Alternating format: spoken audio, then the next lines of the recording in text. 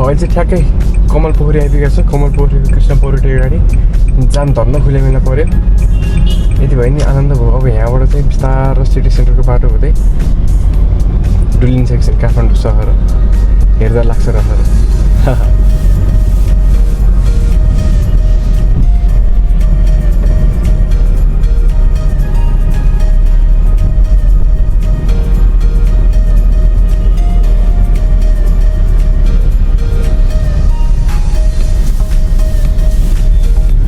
Pick आवरमा चाहिँ खासै गुडाउनको मान्छे हुँदैन है आज चाहिँ कहिले हो भनेदेखि आज 22 तारिक डिसेम्बर 22 जाडो महिना लागिसक्यो आज चाहिँ खतरा जाडो भएको थियो कि बिहान हुसु लाएर है तर दिउँसो लास्टै गर्मी पनि भयो के हो बिहान चाहिँ लास्टै जाडो हो नि दिउँसो लास्टै हप्पै गर्मी हो नि त्यो वेदर पनि कस्तो खालको भयो भन्नै नसक्ने ल बाटो बिग्रेको ठाउँ पनि आउनु लाग्यो यत्रो ठुलो ढिस्को पो रहेछ त ल बाटोको फेरि वारीदेखि पारीसम्म सब ठाउँमा भत्का छ के हो यो ढलको जस्तो छ यो कहिले बनाइसक्ने हो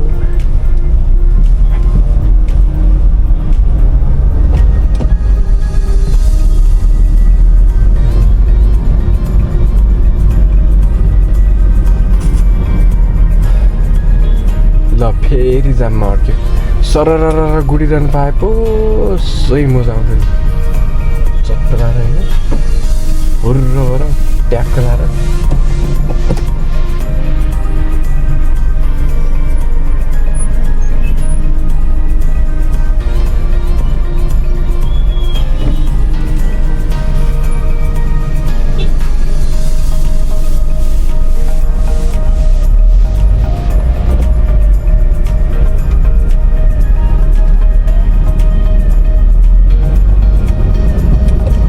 यहाँ पनि ट्याक्लार हरियोपट्टि वाला बेला परेछ सजिलो भयो नि त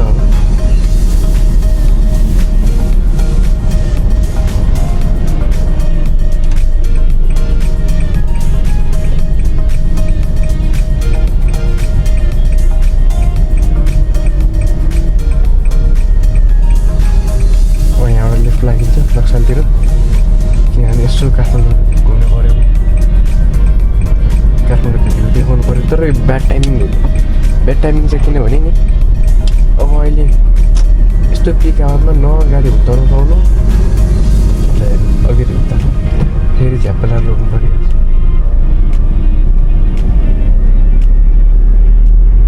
ओ स्कुटरवाला त के हो पुरा कुदाएर आएको छ फेरि एउटा सानो गलीबाट छिरो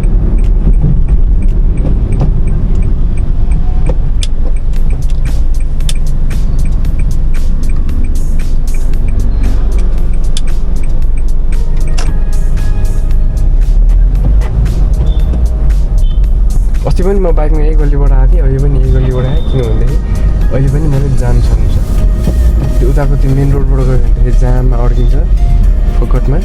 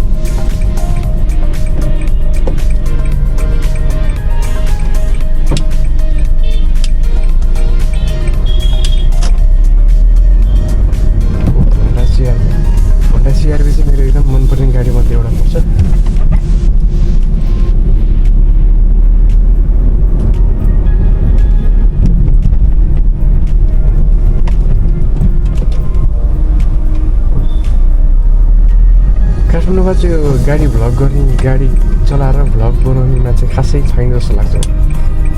मोटो भ्लगरहरू धेरै छ कार भ्लगर चाहिँ खासै छैन एक दुईवटा चाहिँ मैले देखाएको छु युट्युबमा होइन तर यस्तो रेगुलर बेसिसमा मोटो भ्लग हाल्ने जस्तो चाहिँ मैले एउटा पनि भेटेको थिएँ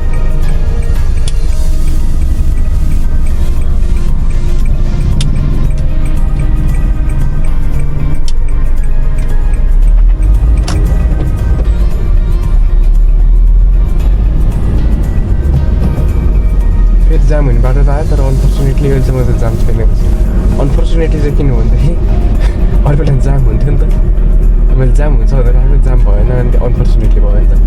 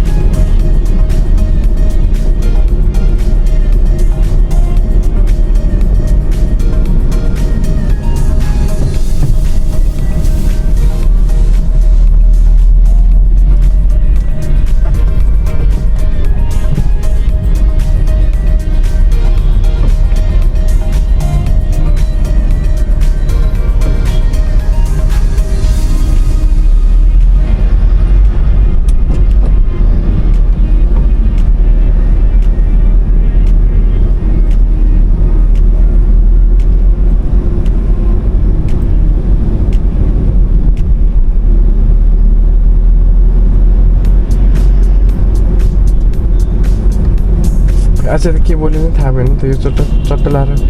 ड्राइभरको पोइन्ट अफ भ्यू मात्रै भनेको, बोलेको कुरा त केही पनि छैन।